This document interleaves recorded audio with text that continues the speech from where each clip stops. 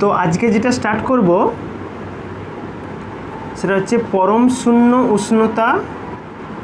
শূন্য উষ্ণতা থেকে সেই আমরা আগের চ্যাপ্টারগুলোতে পড়ছিলাম পরম শূন্য উষ্ণতা বলতে সেই যেখানটাতে ভি ভার্সেস টি গ্রাফ আঁকছিলাম এবং যেখানটাতে পার্টিকুলার যেই উষ্ণতাতে কী হচ্ছিল আয়তনটা শূন্য হয়ে যেত সে কথা হতো -273°C হতো, যেটাকে আমরা 0 কেলভিন বলতাম। হ্যাঁ, তো বেসিক সেই ব্যাপারটাই করবো আর একটু। তাহলে পরম শূন্য উষ্ণতার একটু ডেফিনেশান লিখে দাও, কাকে বলবো আমি,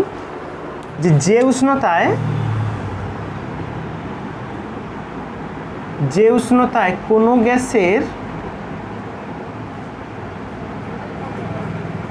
চাপ ও আয়তন কি হয়ে যায়, ওখানে শূন্য হয়ে যায়, আয়তন শূন্য হয়, সেই উষ্ণতাকে বলা হয় পরম শূন্য উষ্ণতা। একদম সহজ ব্যাপার।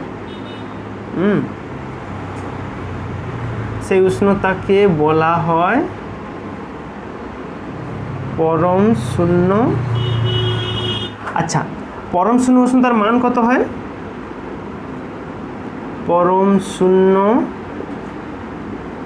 উষ্ণতা এর মান হয়েছে 0 কেলভিন, মনে আছে? 0 কেলভিন হতো। আর যদি কেউ সেন্টিগ্রেডে প্রকাশ করতে চায় ডিগ্রি সেন্টিগ্রেডে, তাহলে তো -273। হ্যাঁ, আচ্ছা, এর স্পেশালি দুটো গ্রাফ ছিল, একটা ছিল ভি ভার্সেস টি, একটা ছিল পি ভার্সেস টি।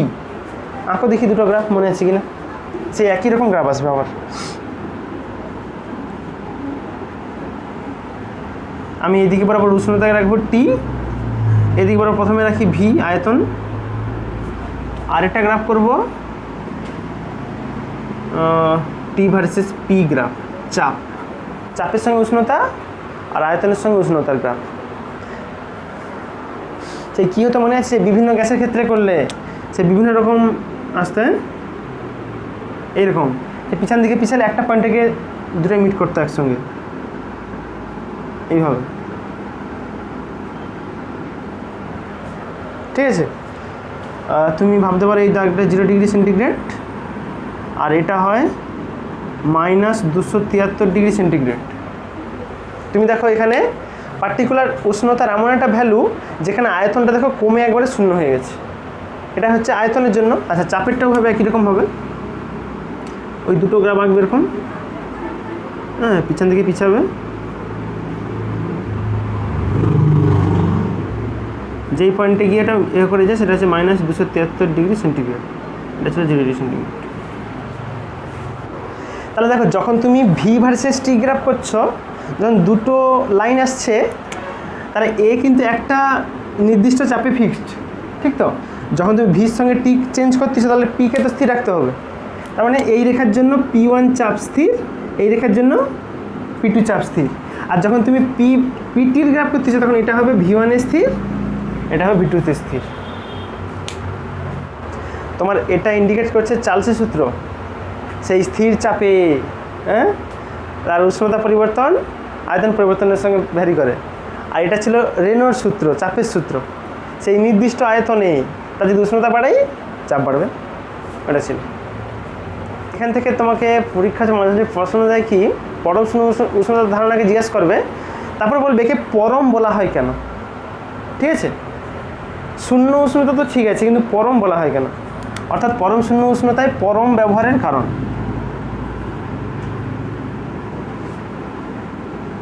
পরম শূন্য উষ্ণতার ক্ষেত্রে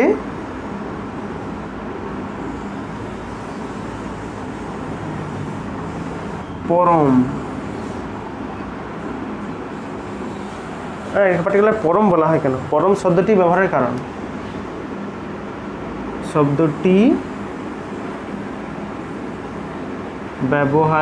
কারণ, কারো কিছু আইডিয়া আছে কেন পরম বলা হয়? দেখো, পার্টিকুলার পরম আমি তাকেই বলি, যেমন দেখবে অ্যাকচুয়ালি আমরা যে কোনো ধরনের যখন কোনো সিরিজ প্রকাশ করি, যে কোনো ধরনের স্কেল প্রকাশ করি, আমি কারোর সঙ্গে কম্পেয়ার করে সবসময় বলি। যেমন সেই ডিগ্রি সেন্টিগ্রেডের ক্ষেত্রে কী করছিলাম, সেই আমি ধরে নিয়েছিলাম যে বরফ গলে যেখানে জল হয় সেটাকে 0, আমি ধরে নিয়েছিলাম আমার ইচ্ছা। কিন্তু এই যে পরম উষ্ণতা, এটা কিন্তু কেউ ধরেনি, অর্থাৎ ওইটা হচ্ছে সবথেকে মিনিমাম পসিবল টেম্পারেচার। ওর থেকে কম উষ্ণতা সম্ভব নয় বাস্তবে, সেই জন্য ওটাকে বলা হয় একদম পরম শূন্য। ওটা কারোর সঙ্গে কম্পেয়ার করে করা হয়নি, ওটা যে কোনো পদার্থের একটা জেনারেল প্রপার্টি বলতে পারো, ঠিক আছে। আচ্ছা, তাহলে কারণ ওটাই বলবে যে যেহেতু পরম শূন্য উষ্ণতায় কী হয়, ওখানে সমস্ত কিছু শূন্য হয়ে যায়, চাপ বলো, আয়তন বলো, হ্যাঁ, তুমি কেলভিন স্কেলে প্রকাশ করলে এখানে উষ্ণতাও শূন্য, এবং যেহেতু ওই উষ্ণতার থেকে কম উষ্ণতা সম্ভব নয়, তাই ওটাকে পরম বলা হয়, পরম শূন্য উষ্ণতা।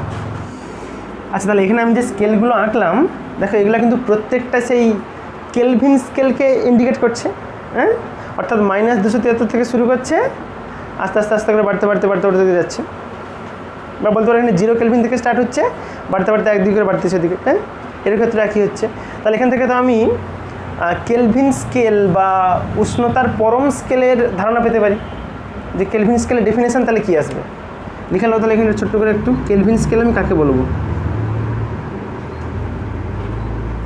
কেলভিন স্কেল আমি তোমাকে বলছিলাম মানে যে কেলভিন স্কেলকে অনেক নামে ডাকে, হ্যাঁ, অনেকে বলে উষ্ণতার পরম স্কেল, অনেকে বলে তাপগতিবিদ্যা স্কেল, বহু কিছু গল্প বলে। কেলভিন স্কেলের প্রত্যেকটা ঘরের মান 1 কেলভিন থেকে যদি 2 কেলভিন যায়, ডিগ্রি সেন্টিগ্রেডে প্রত্যেকটা ঘরের মানের সঙ্গে সমান হয়। অর্থাৎ সেলসিয়াস স্কেলে যদি 1 ডিগ্রি সেন্টিগ্রেড বাড়ে, কেলভিন স্কেলেও 1 কেলভিনই বাড়বে, মানে তারও যা সিঁড়ির হাইট এরও তা সিঁড়ির হাইট, ঠিক আছে, শুধু ভ্যালুটা আলাদা আলাদা আছে, ঠিক আছে। চলো লিখলো তাহলে যে পরম শূন্য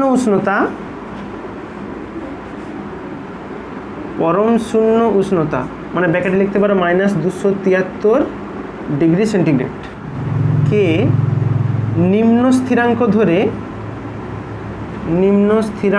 ধরে মানে 0 ধরে আর কি বলতে পারো, হ্যাঁ, ওইখান থেকে 0 স্টার্ট হচ্ছে কেলভিন স্কেলের ভ্যালু, নিম্ন স্থিরাঙ্ক 0 ধরে প্রতি ঘর সেলসিয়াস স্কেলের সমান, ঠিক আছে, প্রতি ঘর সেলসিয়াস স্কেলের সমান ধরে যে স্কেল তৈরি করা হয় বা যে স্কেল তৈরি করা হয়েছে, ধরে যে স্কেল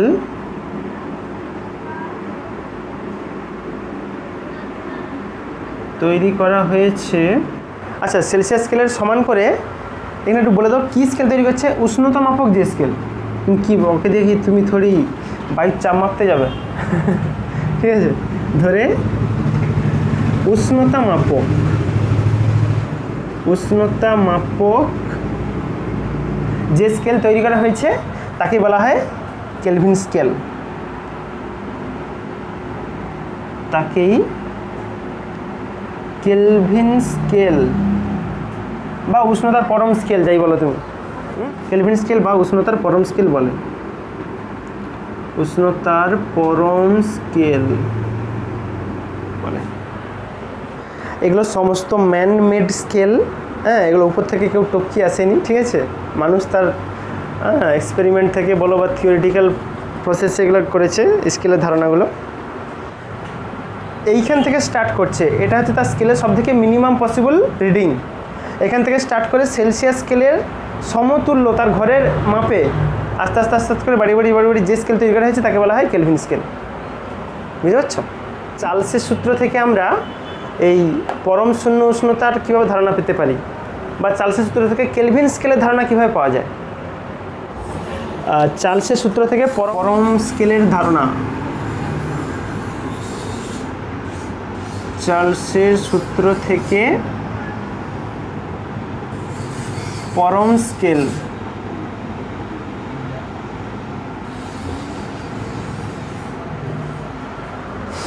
আগে প্রত্যেকের চার্লসের সূত্রটা লিখো দেখি। আমরা জানি চার্লসের সূত্র সমান কী হতেছে, ভিটি সমান V0 1 প্লাস T/273। এটা সেই উষ্ণতা বৃদ্ধির ক্ষেত্রে এটা ছিল, হ্যাঁ, আর কমালে এটা মাইনাস হয়ে যেত। অবশ্যই এটা পাশে লিখে রাখবে, এটা চার্লসের সূত্র অনুযায়ী, সূত্র অনুসারে। আচ্ছা, এক্ষুনি আমরা দেখলাম কি পরম শূন্য উষ্ণতায় কি হয়, আয়তন শূন্য হয়ে যায়। তার মানে সে ভিটি কি হয়ে যাবে, শূন্য। তাহলে লিখো যেহেতু আমরা জানি কি না পরম শূন্য উষ্ণতায় আয়তন মানে যেটা ভিটি আছে আর কি ওটা তো শূন্য হয়ে যাবে। তাহলে উপরের সমীকরণে এটাকে শূন্য করে দেবে, করে দিয়ে এখান থেকে টির মান পাবে। দেখি কি হয় দেখো। তাহলে শূন্য সমান হচ্ছে v0 into 1 plus T by 273। দেখো v0 শূন্য হবে না, কারণ প্রাথমিক আয়তন ছিল, তার মানে নিশ্চয়ই এই পোর্শনটা সমান শূন্য হবে। মানে এখানে পাবো আমি 1 প্লাস টি বাই 273, ওইটা সমান শূন্য। ও এখানে শূন্য কীভাবে হতে পারে, হয় v0কে শূন্য হতে হবে, আর নাহলে এই ব্র্যাকেটের মধ্যে অংশটাকে শূন্য হতে হবে। v0 ছিল প্রাথমিক আয়তন, প্রাথমিক আয়তন শূন্য ছিল না, পরম শূন্যে যাওয়ার পর শূন্য হয়েছে, তার মানে v0 এখানে অবশ্যই নট ইকুয়ালস টু 0, এটা পরিষ্কার। তাহলে ও যদি না শূন্য হয় তাহলে অবশ্যই একে শূন্য হতে হবে, তবে তো এখানে শূন্য হবে। তাহলে ওটা সমান শূন্য করে দিয়েছি, ওখান থেকে তুমি টির মান বের করো। তাহলে এখানে পাবে তুমি টি বাই 273 সমান -1, মানে টি সমান আসবে মাইনাস,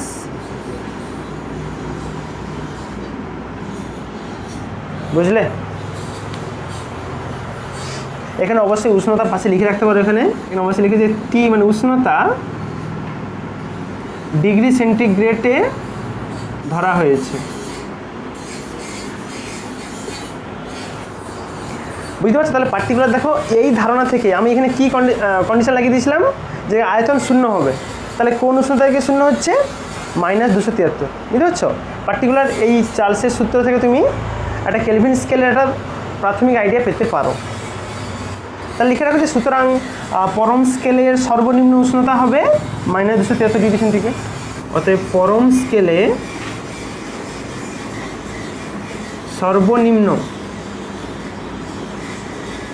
উষ্ণতা হবে -273 ডিগ্রি সেন্টিগ্রেড।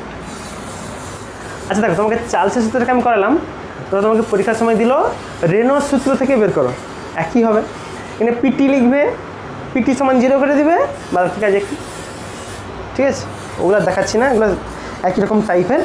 আচ্ছা আচ্ছা, এবার করবো আমরা আগের দিন যে দুটো সূত্র পড়েছিলাম চার্লস বয়েল, ওদের সমন্বয় সূত্র, এগুলো তোমাদের ক্লাস 10এও ছিল কিছুটা, একটু করিয়ে দিই। হ্যাঁ, চার্লস ও বয়েলের সমন্বয় সূত্র।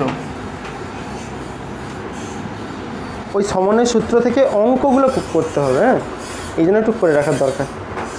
আচ্ছা বলো, বয়েলের সূত্র আমাদেরকে কি বলে? v proportional to 1/p। কখন? যদি p থাকে স্থির, এটা ছিল। আচ্ছা, চার্লস কি বলছিল? এ বলছিল যে উষ্ণতার সঙ্গে আয়তন সমানুপাতিক হয়, হ্যাঁ, মানে এটা v proportional to p, এর ক্ষেত্রে আবার p কে রাখতে হতো স্থির ছিল। এবার আমি দুটোকে একসঙ্গে সমন্বয় করব, তাহলে ওভারঅল আমি কী পাবো? v proportional to t/p। এবার সেই সমানুপাতিক তোলার জন্য একটা ধ্রুবক আনতে হয়, যেমন নিয়ম ছিল। তাহলে v সমান আসবে k ইন্টু t/p। এই পিটাকে এদিকে নিয়ে চলে আসো, তাহলে আসবে pv সমান kt। আচ্ছা, এখান থেকে আমি আরেকটা জিনিস কি পেতে পারি দেখো, এই টিটাকে যদি নিচে নামিয়ে দিই তাহলে pv/t সমান ধ্রুবক কে হয়ে যাবে, এটা পাবো। দেখো এখান থেকে pv/t সমান কে, মানে ধ্রুবক। তার মানে আমি কি লিখতে পারি বিভিন্ন অবস্থার ক্ষেত্রে p1v1/t1 সমান p2v2/t2। কেন লিখতে পারি? কারণ যেহেতু এইটার অনুপাত pv/t, তার অনুপাত সবসময় ধ্রুবক হবে, তাহলে যে কোনো ভ্যালু আমি যদি এর পরেও লিখতে চাই লিখতে পারি 3, 4 করে। 1 নম্বর, 2 নম্বর, এই 1, 2কে বলা হয়, এটি হলো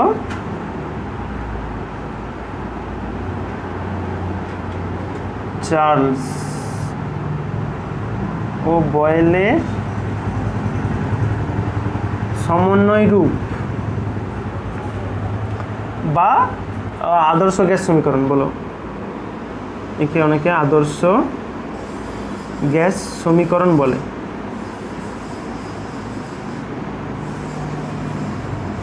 এই যে পিভি সমান কে টি।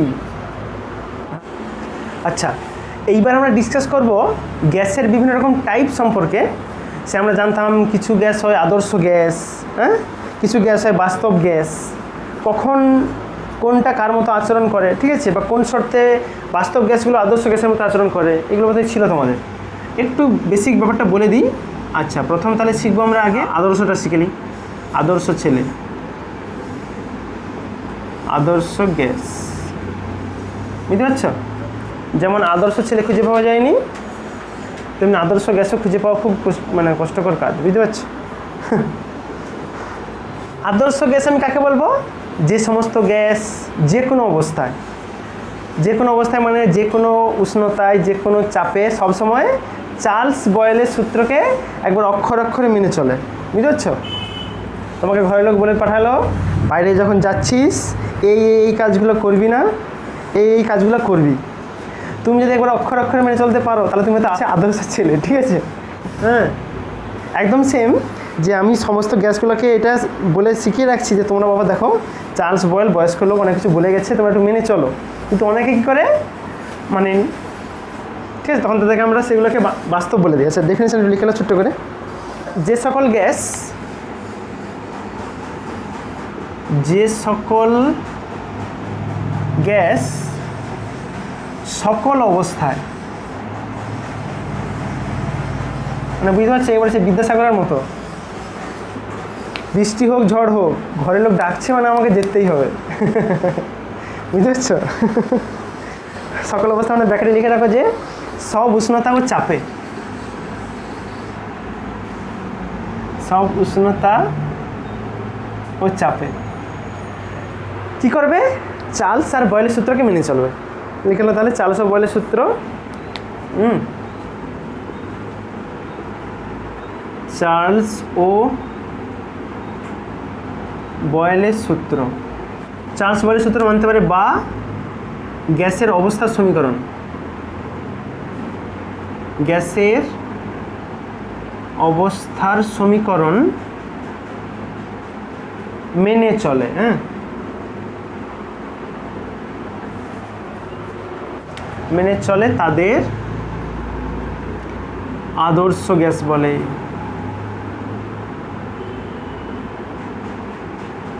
যেগুলো বাস্তব গ্যাস হয় সেগুলো আদর্শ গ্যাসের মতো আচরণ করে পার্টিকুলার কিছু কন্ডিশন হলে।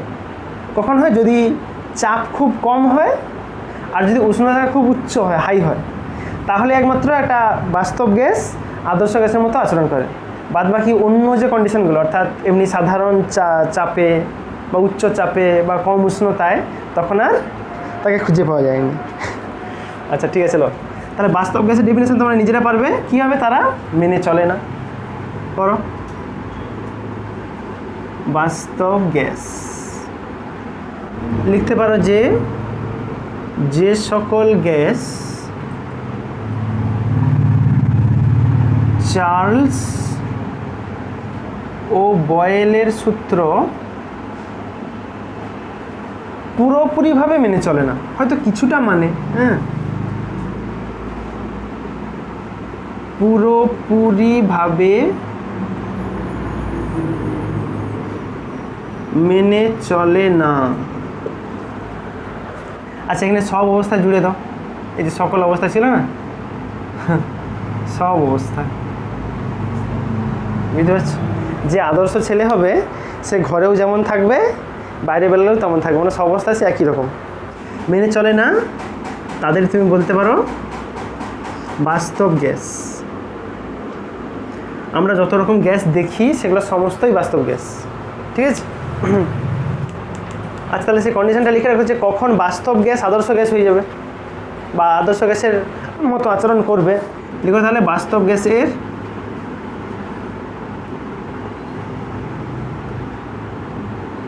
আদর্শ গ্যাসের মতো আচরণ কি কি শর্তে হবে, তার শর্তগুলো আমাকে বের করতে হবে। মানে ব্যাপারটা কি জানো তো, একটা দুষ্টু ছেলে কখন ভালো ছেলের মতো আচরণ করে, কখন করে? এক যদি তার ঘরে কোনো স্কুলের মাস্টার বলো বা যে কোনো যদি কোনো বাইরে থেকে লোক যায়, তাহলে কী হয়, তার মতো শান্ত বাচ্চার ঘরে দেখা যায়নি। ঠিক, মানে এখানে একটা জিনিস পরিষ্কার, আমি বলতে পারি অবশ্যই কিসে হবে, কম চাপে। আর কিসে হতে পারে, উচ্চ উষ্ণতায়। ঠিক আছে, এই দুটো কন্ডিশনেই বাস্তব গ্যাসগুলো আদর্শ গ্যাসের মতো আচরণ দেখায়। আচ্ছা, এইবার আমরা সার্বজনীন গ্যাস ধ্রুবক বলে একটা বিষয় হয়।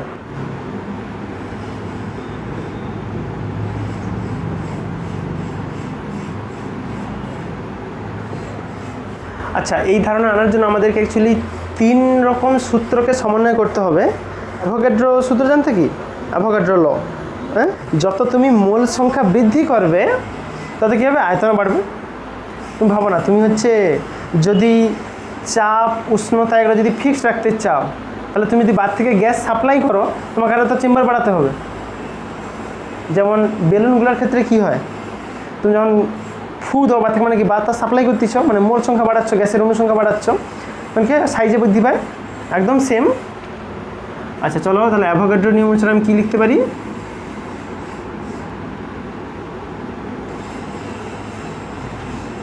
নিয়ম অনুসারে আমি লিখতে পারি ভি প্রপোর্শনাল টু এন। আবার এখানে বয়েল আমাকে বলছিল ভি প্রপোর্শনাল টু হয় 1/p, এটা হয় বয়েলের সূত্র অনুসারে। পাশে অবশ্যই কন্ডিশনগুলো লিখে রাখবে, কখন কোনগুলো স্থির থাকে, বয়েলের নিয়ম অনুসারে বা সূত্র অনুসারে বলো তুমি যাবে। এর ক্ষেত্রে কিন্তু অবশ্যই বাকি যে দুটো আছে, অর্থাৎ উষ্ণতা আর চাপ, সেগুলোকে স্থির থাকতে হবে।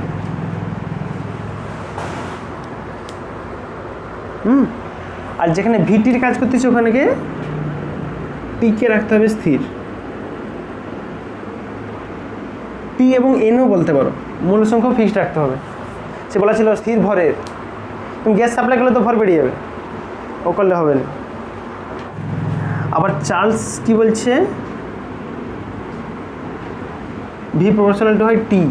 3টাকে একসাথে মিশাও দেখি কি হয়, তাহলে পাবে ভি প্রপোর্শনাল টু NT/P পাবে। আচ্ছা, তুমি হচ্ছে সমানুপাতিক ধ্রুবক তুলে দাও, তাহলে পাবে এখানে ভি সমান, আমি সমানুপাতিক ধ্রুবক এবার আর ধরি, বড় হাতের আর, যেটাকেই বলবো আমি সার্বজনীন গ্যাস ধ্রুবক। একে লেখা হয় বড় হাতের আর দ্বারা। তাহলে আর ইন্টু যেমন আছে NT/P। হ্যাঁ, এই আরটাকে লিখে রাখো, বলা হয় সার্বজনীন গ্যাস ধ্রুবক। কেন একে সার্বজনীন বলে, তার কারণটা হচ্ছে, এটা তুমি কোন গ্যাস নিয়ে প্র্যাকটিক্যাল করতেছ, হ্যাঁ, তুমি যদি হাইড্রোজেন নিয়ে করো, অক্সিজেন নিয়ে করো, সব ক্ষেত্রেই কিন্তু আর এর মান ফিক্সড। ঠিক আছে, আর এর মান চেঞ্জ হবে না। তুমি অক্সিজেন নিলে আর এর মান চেঞ্জ হয়ে যাবে, হাইড্রোজেন নিলে আর এর মান আরেক রকম আসবে, এরকম হবে না। সবের ক্ষেত্রে একই হবে, লোকে বলা হয় সার্বজনীন। এখানে অবশ্যই আর এর মান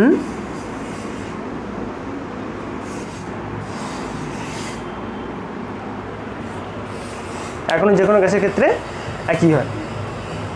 আচ্ছা, একে সাজালে তুমি কি পাবে দেখো, এই পিটাকে এদিকে নিয়ে চলে আসো, তাহলে হবে পিভি সমান NRT। সেই আমাদের ছোটোবেলা থেকে এই সমীকরণটা পড়ে আসি আমরা।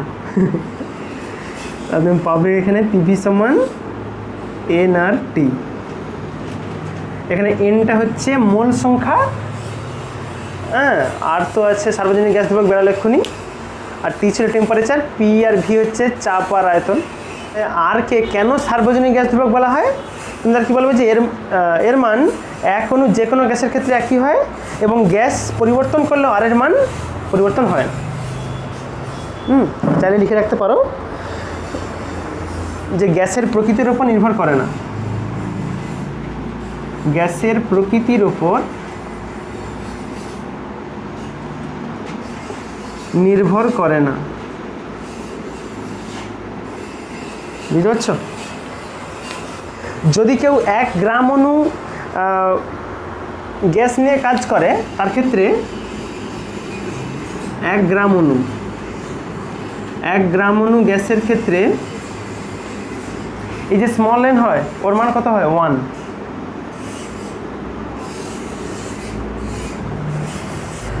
তাহলে এন এর মান 1 হলে কি থাকে পিভি সমান আর টি।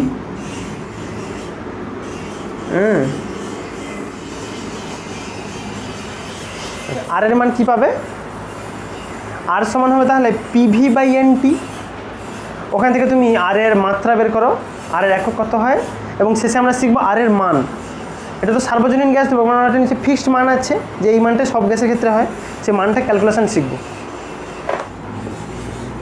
আর এর মাত্রা বের করার নিয়ম একদম সহজ। এখান থেকে আমি আগেরটাকে দেখছিলাম কি পিভি সমান হতো এন আর টি, তাহলে আর এর মান কত বেরোবে পিভি বাই এন টি। তো প্রত্যেকের মাত্রা তুমি বসিয়ে দাও তার কাছে হয়ে যাবে।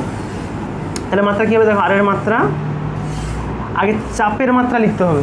এই যে চাপ আর আয়তন, চাপের মাত্রা জানো যদি ভুলে যাও তারপর বের করো। আমরা চাপ সমান জানতাম বল বাই ক্ষেত্রফল। হ্যাঁ বলের মাত্রা কি হতো ml t - 2 আর ক্ষেত্রফল হতো l স্কোয়ার। তাহলে l স্কোয়ারটা উপরে উঠলে -2 হয়ে যাবে, আগে 1 ছিল তার মানে এটা আসবে ml - 1 t - 2। এটা বেরোলো চাপের মাত্রা পির মাত্রা। তাহলে চাপের জায়গায় চাপের মাত্রাটা বসিয়ে দিই ml - 1 t - 2। চাপ গেল ওর পাশে আয়তন আছে ভি মানে কি l কিউব। দৈর্ঘ্য প্রস্থ উচ্চতা গুণ করলে তো আয়তন পাওয়া যায়, আমার 3টা বাহু আছে মানে l কিউব। এটা উপরে গেল, নিচে দেখা যাচ্ছে এন আর টি। এনকে আমরা কিসে প্রকাশ করি মোলে প্রকাশ করি মোল। হ্যাঁ তাহলে ওই জায়গায় তুমি মোল লিখতে পারো। আর টি আছে, টিকে আমরা কির মাত্রা জানি থিটা দ্বারা লিখি থিটা। এটা হিসাব করে যা হবে উত্তর। দেখো কিচ্ছু কাটবে নি, ওইটা এল স্কোয়ার হয়ে যাবে শুধু। এখানে -1 ছিল এখানে কিউব ছিল, হ্যাঁ স্কোয়ার হয়ে যাবে। হিসাব করলে যা আসবে আর কি এটা এম এল স্কোয়ার টি - 2 মোল ইনভার্স থিটা ইনভার্স। এটা গেল আর এর মাত্রা। আচ্ছা তুমি একইরকমভাবে একক বের করো, আর এর একক কী হবে? কি করবে তুমি চাপের একক বসাবে, আয়তনের একক বসাবে, এনের একক বসাবে আর টির একক বসাবে, বিষয়ে হিসাব করলে যা হবে উত্তর। চাপের একক আমি লিখতে পারি কি Newton per metre square.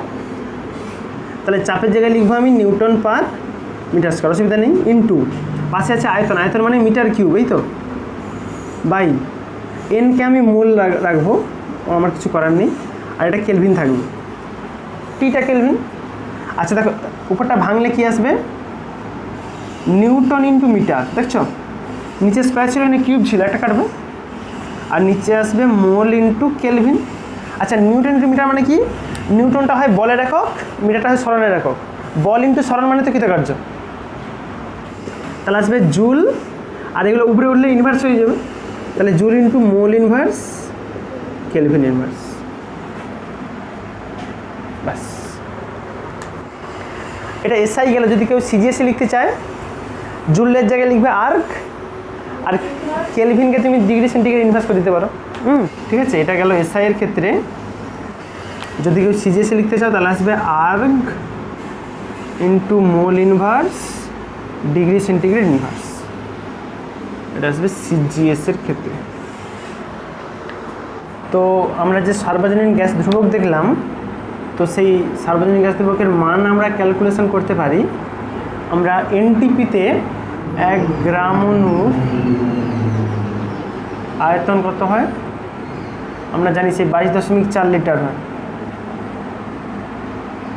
22.4 litre হয়। আচ্ছা লিটার আছে, আমি সমস্ত সিজিএসে ক্যালকুলেশন করবো, তাহলে আমাকে সেই সেমি কিউবে আনতে হবে। আর নিয়ম ছিল লিটারকে 1000 দিয়ে গুণ করতে হয়, তাহলে এটা আসবে 22400 এত সেমি কিউব। ঠিক আছে, সেটা আয়তন বেরোবে। আচ্ছা আর এর মান বের করতে আমরা সূত্র কি জানতাম, পিভি সমান হয় এনআরটি। তাহলে আর এর মান কত হবে পিভি বাই এনটি এটা। আচ্ছা পির মান আমরা ক্যালকুলেশন করব, আমরা স্ট্যান্ডার্ড ক্ষেত্রে জানি পির মান হয় যে 76 সেমি পারস্তম্ভের চাপ হয় স্ট্যান্ডার্ড মান হিসাবে। তো পি সমান সূত্র হয় এইচ রো জি, এইচটা কত হচ্ছে 76 সেমি, অতটা পারস্তম্ভের হাইট হয় এইচ, আর পারদের ঘনত্ব আমরা জানি 13.6 এটা, আর জির মান সিজিএস হলে 980। তাহলে এখানে আমি সিম্পলি পির জায়গাতে ওই মানটা লিখবো 76 ইন্টু 13.6 ইন্টু 980 এটা। আচ্ছা ভি আমার এনটিপিতে কত বেরিয়েছে, এটা এনটিপিতে এই যে এইটা 22444 22400 এত ডিভাইডেড বাই 1 মোল গ্যাসের ক্ষেত্রে, যেমন এন এর মান 1, টির মান 0 ডিগ্রি সেন্টিগ্রেড হয়, কেলভিন পেলে 273 কেলভিন। হ্যাঁ, এই সমস্ত আমি ন্যাচারাল টেম্পারেচার অ্যান্ড প্রেসারে কাজ করছি। তো দেখো এটাকে ক্যালকুলেশন করলে যা ভ্যালু আসবে সেটাই হচ্ছে আর এর মান আসবে। হ্যাঁ, এটা হিসাব করলে যেটা আসবে আর কি 8.311 ইন্টু 10⁻7 এত। আর আর এর একক আমরা কি দেখছিলাম এক্ষুনি কিসে হয়, এটা আমরা সব সিজিএস বের করলাম। তো এটা আসবে erg into mole inverse degree centigrade inverse, সিজিএসের ক্ষেত্রে এটা ফর সিজিএস সিস্টেমে। ঠিক আছে, যদি কেউ এসআই সিস্টেম বের করতে চায় আমাকে সিম্পলি কনভার্সন করতে হবে, এই যে আর্গ আছে সিজিএসে কৃতকার্যের একক আর্গ হয়, আর এসআই হলে ওটা জুলে হয়, আমাকে সিম্পলি আর্গ থেকে জুলে কনভার্সন করতে হবে। সে আমরা সম্পর্কে জানতাম যে 1 জুল সমান হয় 10⁻7 আর্গ, তাহলে 10⁻7টাই উঠে যাবে, শুধু ওটা জুল হয়ে যাবে, করলে এসআই চলে আসবে, তাহলে আসবে 8.311 অত joule into mole inverse kelvin inverse. ঠিক আছে, এটা ফর এসআই সিস্টেম। তাহলে এইভাবে আমি সার্বজনীন গ্যাস ধ্রুবক আর এর মান ক্যালকুলেশন করতে পারি খুব সহজেই। এইবার যে বিষয়টা ডিসকাস করবো সেটা হচ্ছে আপেক্ষিক গ্যাস ধ্রুবক, যাকে ইংলিশে বলা হয়, ইংলিশ টার্মে বলা হয় স্পেসিফিক গ্যাস কনস্ট্যান্ট। আমরা যেটা ডিসকাস করব সেটা হচ্ছে আপেক্ষিক গ্যাস ধ্রুবক। হ্যাঁ, ইংলিশ টার্ম তুমি বলতে পারো স্পেসিফিক গ্যাস কনস্ট্যান্ট। এর ক্যালকুলেশন আমরা খুব সহজে করব। আমরা আদর্শ গ্যাসের সমীকরণ কি জানি, আদর্শ গ্যাস সমীকরণ, গ্যাসের সমীকরণ যাই বলো, সে আসতো পিভি সমান এন আর টি। হ্যাঁ, এখানে এই স্মল এনটা বোঝাতো মোল সংখ্যাকে। আচ্ছা, মোল সংখ্যাকে আমরা এরকম লিখতে পারি, এন সমান হবে মোট ভর বাই আণবিক ভর করতে পারি। এখানে এমটা বোঝায় গ্যাসের ভর,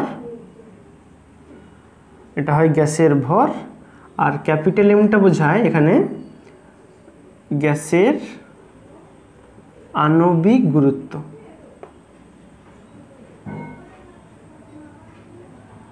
আণবিক গুরুত্ব সমস্যা নেই, বড় হাতের এমটা বোঝায়। তাহলে আমি এই মানটা যদি এনের জায়গায় বসাই কি পাই বলো তো, পিভি সমান হবে এম বাই এম ইন্টু আর টি। আমি একটু এটাকে ক্যালকুলেশন করব, এমটাকে রাখবো, এটাকে লিখবো আর বাই এম ইন্টু টি এটা, আর এখানে এই আর বাই এমটাকে আমি স্মল আর দ্বারা লিখবো। তাহলে স্মল এম স্মল আর ইন্টু টি, যেখানে স্মল আর সমান আমি পেলাম বড় হাতের আর বাই বড় হাতের। এই স্মল আরটাকেই বলা হয়, এটাকেই বলা হয় আপেক্ষিক গ্যাস ধ্রুবক।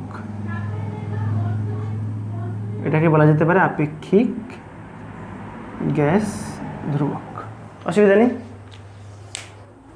হ্যাঁ, তাহলে আপেক্ষিক গ্যাস ধ্রুবকে তুমি চাইলে একটু ছোট করে সংজ্ঞা লিখে নিতে পারো।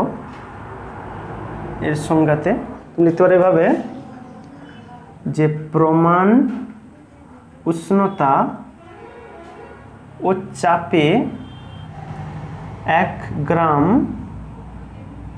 গ্যাসের ক্ষেত্রে গ্যাস ধ্রুবকের মানকে বলা হয় আপেক্ষিক গ্যাস ধ্রুবক। আপেক্ষিক গ্যাস ধ্রুবক বলে। আচ্ছা, তো তুমি দেখো চাইলে এই তাহলে আপেক্ষিক গ্যাস ধ্রুবক আমরা স্মল আর দ্বারা পেলাম এখানে। তুমি চাইলে ওর একক মাত্রা বের করতে পারো। আগে মাত্রাটা দেখিয়ে মাত্রা কীভাবে বের করা যেতে পারে। আচ্ছা, স্মল আর সমান কী পেলাম, বড় হাতের আর বাই এম, মানে সার্বজনীন গ্যাস ধ্রুবক বাই আণবিক ভর। সার্বজনীন গ্যাস ধ্রুবকের মাত্রা আমরা বের করছিলাম এক্ষুনি। এখন কত আসছিল, M L square T minus two mole inverse theta inverse, এটা আসছিল সার্বজনীন গ্যাস ধ্রুবক আর এর মাত্রা। আচ্ছা, এম এর মাত্রা কি আসবে, বড় হাতের এম। এখান থেকে দেখুন আমরা এম স্মল এম সমান পেয়েছিলাম এম বাই এম, তাহলে এখান থেকে আমি বড় হাতের এম এর মান কী পাবো, বড় হাতের এম পাবো এম বাই ছোটো হাতের এম, ভর বাই মূল সংখ্যা। তাহলে ভরের মাত্রা তো বড় হাতের এম হয়, আর এনটা হচ্ছে মূলে হয়, নিচে আছে মানে মোল ইনভার্স হয়ে যাবে। ঠিক আছে, আলটিমেট দেখো দাদা, উপরে মোল ইনভার্স কেটে যাবে আর এম কেটে যাবে, থাকে কি এল square T minus two theta inverse. এটা এলো সার্বজনীন গ্যাস ধ্রুবকের মাত্রা। হ্যাঁ, তুমি চাইলে একই রকমভাবে এককও বের করতে পারতে, আমি একবার লিখে দিচ্ছি, এগুলো খুব সহজ ব্যাপার। এটা আসবে joule into kg inverse kelvin inverse. ঠিক আছে, এটা আসবে আপেক্ষিক গ্যাস ধ্রুবকের একক।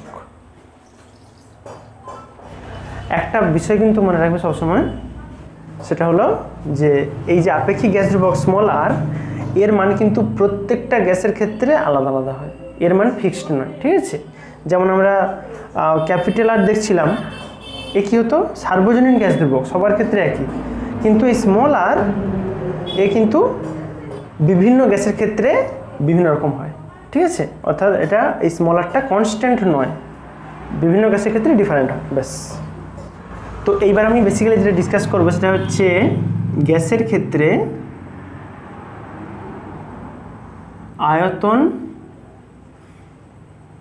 ও চাপ গুণাঙ্ক সম্পর্কে। যেমন আমরা আগের চ্যাপ্টারগুলোতে যখন সে কঠিন তরলের প্রসারণ পড়ছিলাম, সেখানে পড়তাম সেই আয়তন প্রসারণ গুণাঙ্ক ছিল পোর্শনটা, কিন্তু যেহেতু এখানে উষ্ণতার সঙ্গে সঙ্গে চাপেরও পরিবর্তন হয়, তাই এখানে এটা এক্সট্রা করে আমাকে আয়তন প্রসারণের সঙ্গে সঙ্গে চাপের প্রসারণটাও শিখতে হবে। ঠিক আছে, এবং আমরা ওর পরে দেখবো যে ওদের মধ্যে কেমন কি রিলেশান থাকে, সম্পর্ক, সেই বিষয়ে। তাহলে আগে ডিসকাস করি আয়তন গুণাঙ্ক সম্পর্কে। আয়তন গুণাঙ্ক, হ্যাঁ, আমরা যেমন সেই আয়তন প্রসারণ গুণাঙ্কের ডেফিনেশনে জানতাম, সেখানে থাকতো যে তার প্রতি একক প্রাথমিক আয়তনের ক্ষেত্রে তার যদি 1 ডিগ্রি করে উষ্ণতা বৃদ্ধি করা হয়, তার ক্ষেত্রে যে পরিমাণ আয়তন বৃদ্ধি হয় সেটাকে বলতাম আমি আয়তন প্রসারণ গুণাঙ্ক। একদম সেম লজিক লাগিয়ে, সেম কনসেপ্ট থেকেই আমি এখানেও পাবো আয়তন গুণাঙ্কের ডেফিনেশান। একটু ছোট্ট করে লিখে নিচ্ছি এখানে, যেহেতু এখানে আয়তন চাপ দুটোই চেঞ্জ হতে পারে, তো যখন আমি আয়তন গুণাঙ্ক বের করবো তখন কিন্তু আমি চাপটাকে স্থির রাখবো, দুটোকে একসঙ্গে চেঞ্জ করবো না। তো তুমি লিখতে পারো এরকমভাবে যে স্থির চাপে কোনো নির্দিষ্ট ভরের গ্যাসের উষ্ণতা 0 ডিগ্রি সেন্টিগ্রেড থেকে 1 ডিগ্রি সেন্টিগ্রেড বৃদ্ধি করলে ওর প্রতি একক আয়তনে যে পরিমাণ আয়তন বৃদ্ধি পায়, যে পরিমাণ আয়তন বৃদ্ধি পায় তাকেই ওই গ্যাসের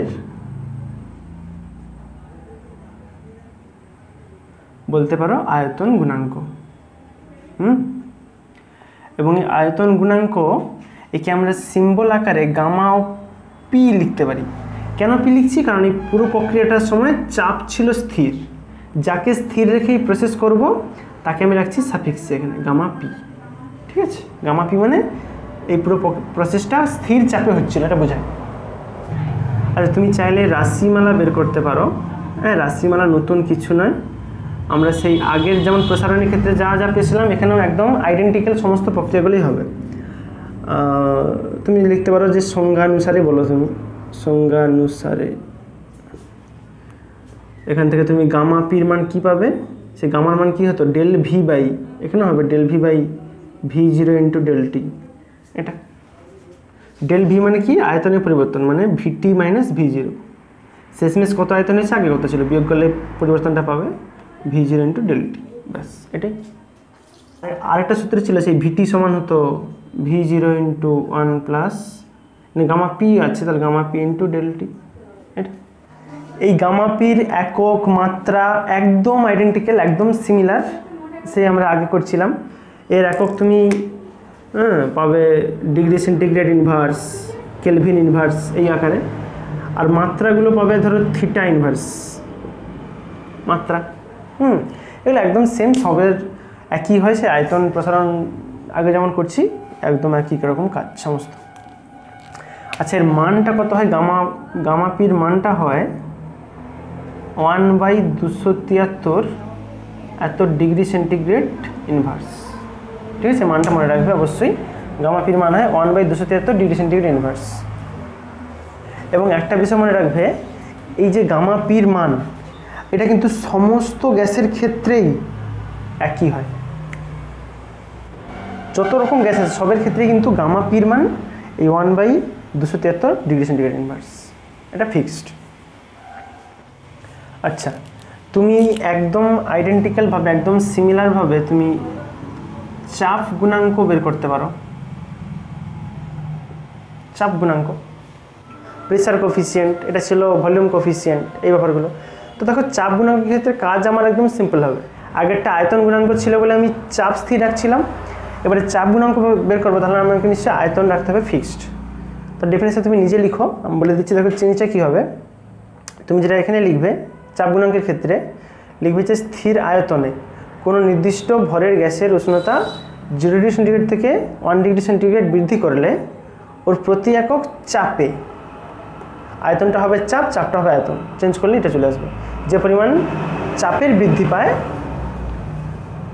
তাকে ওই গ্যাসের ক্ষেত্রে চাপ প্রসারণ বা চাপ গুণাঙ্ক বলে। ঠিক আছে, তোমাকে লেখা হবে গামা ভি দিয়ে, কারণ যেহেতু আমি এখানে ভলিউমটাকে ফিক্সড রাখছি, আয়তনটাকে যাকে ফিক্সড রাখি তাকে সাফিক্সে লিখতে হয় গামা ভি, ব্যাস।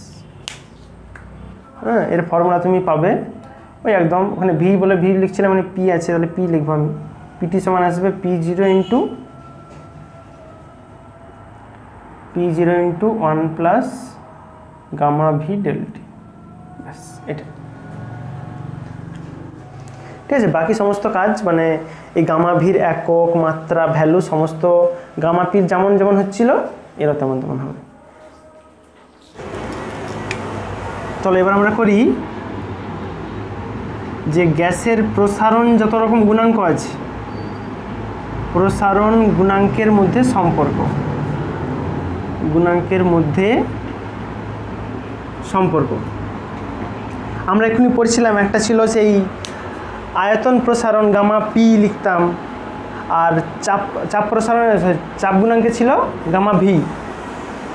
আচ্ছা, এর প্রমাণের জন্য আমি ধরলাম যে ধরো প্রাথমিক অবস্থায় একটা আমি এমন একটা গ্যাস নিয়েছি যার চাপ হচ্ছে P0, আয়তন হচ্ছে V0, অসুবিধা নেই।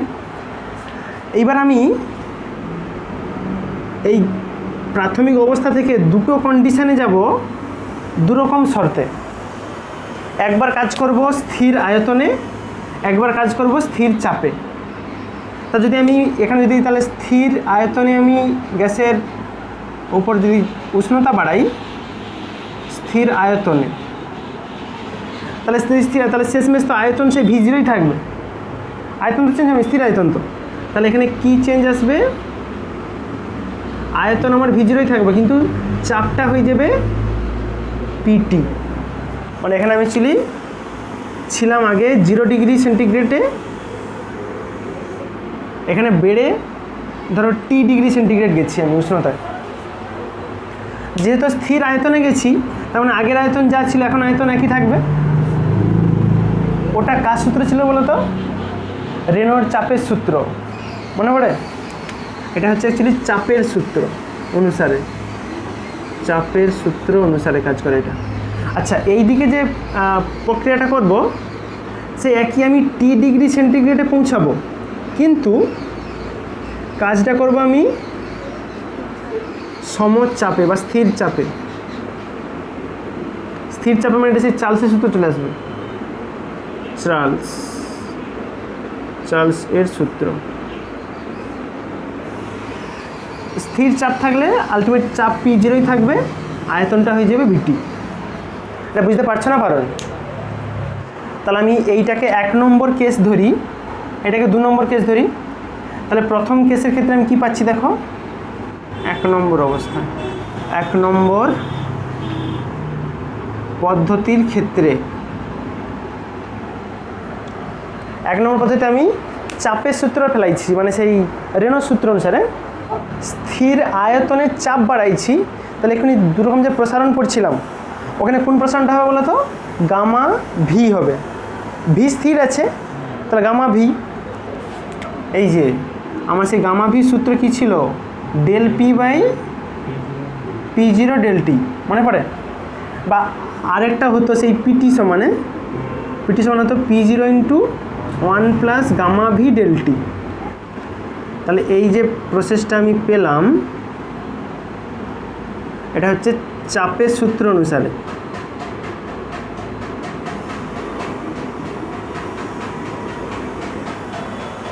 আচ্ছা, 2 নম্বর পদ্ধতিতে কি আসবে, মানে এই প্রসেসটা 2 নম্বর পদ্ধতিতে। আচ্ছা, এর ক্ষেত্রে আয়তনটা স্থির ছিল, মানে V0টা হচ্ছে স্থির আয়তন, আর এর ক্ষেত্রে কি আসবে? P0টা হচ্ছে স্থির চাপ। তাহলে এর ক্ষেত্রে তুমি সেই আয়তন প্রসারণের নিয়ম অনুসারে লিখতে পারো। কি লিখতে পারো? VT সমান V0 into 1 plus gamma P into del T. পিটা স্থির বলে গামা পি লিখছি। দুরকম কাজ করছি, প্রাথমিক অবস্থা থেকে উষ্ণতা বাড়িয়ে টিতে নিয়ে গেছি সম আয়তনে, একটা প্রসেস। আরেকবার করছি 0 থেকে উষ্ণতা বাড়িয়ে টি গেছি সমচাপে, দুটো প্রসেস করছি। আচ্ছা, তাহলে বলো তো আমি যদি এবারে এখান থেকে এখানে যাই প্রসেস করতে, তুমি দেখো উষ্ণতা কিন্তু স্থির আছে, এরও ছিল টি ডিগ্রি সেন্টিগ্রেড, এরও আছে টি ডিগ্রি সেন্টিগ্রেড, দেখতে পাচ্ছ? তাহলে এই প্রসেসটা আমি বলতে পারি এটা সেই বয়েলের সূত্র। আয়তনও চেঞ্জ হচ্ছে, চাপও চেঞ্জ হচ্ছে, দেখছো? ওটা তাহলে লিখো যে যেহেতু উভয় ক্ষেত্রেই উষ্ণতা সমান, তাই বয়েলের সূত্র অনুসারে, মানে শেষমেশ এই জায়গায় আমি লাগাবো বয়েলের সূত্র। হ্যাঁ, বয়েলের সূত্র। তাহলে বুঝতে পারছো এখানে 3 রকম সূত্রই কাজে লাগছে। এখানে লাগলো রেনোর সূত্র, চাপের সূত্র, এটা লাগলো চার্লসের সূত্র, আর শেষমেশ লাগছে বয়েলের সূত্র। তাহলে বয়েলের সূত্র কি ছিল নিয়ম? সেই P1 V1 সমান হতো P2 V2। তাহলে এখানে আমি লিখতে পারি P0 VT সমান PT V0। আমি লিখতে পারি P0 VT সমান PT V0। তুমি মান বসাও, পিটির মানও জানো, ভিটির মানও জানো, এই 2 জায়গায় মান বসাও। P0 যেমন ছিল থাকবে, ভিটির মান আছে V0 into 1 plus gamma P del T. আচ্ছা, পিটির মান কত বেরিয়েছে? পিটির মান হচ্ছে P0 into 1 plus gamma V del T into V0, এই তো। দেখো P0 V0 P0 V0 কেটে যাবে, এগুলো থাকছে না। তাহলে কে থাকলো শেষমেশ? এদিকে আছে 1 plus gamma P del T, ওদিকে আছে 1 plus gamma V del T. 1 1 vanish হয়ে যাবে, আবার ডেল টি মানে 1 1 উঠে গেলে ডেল টি উঠে যাবে। আমি একবারে স্টেপ জাম্প করে দিচ্ছি। তাহলে আসবে গামা পি সমান, বুঝতে পারছো? এই প্রমাণ তোমাদের পরীক্ষাতে বিভিন্নভাবে আসে। তোমাকে বলতে পারে যে গ্যাসের প্রসারণ গুণাঙ্কগুলির মধ্যে সম্পর্ক দেখাও, বা বলতে পারে দেখাও যে চাপ গুণাঙ্ক আর আয়তন গুণাঙ্ক পরস্পরের সঙ্গে সমান।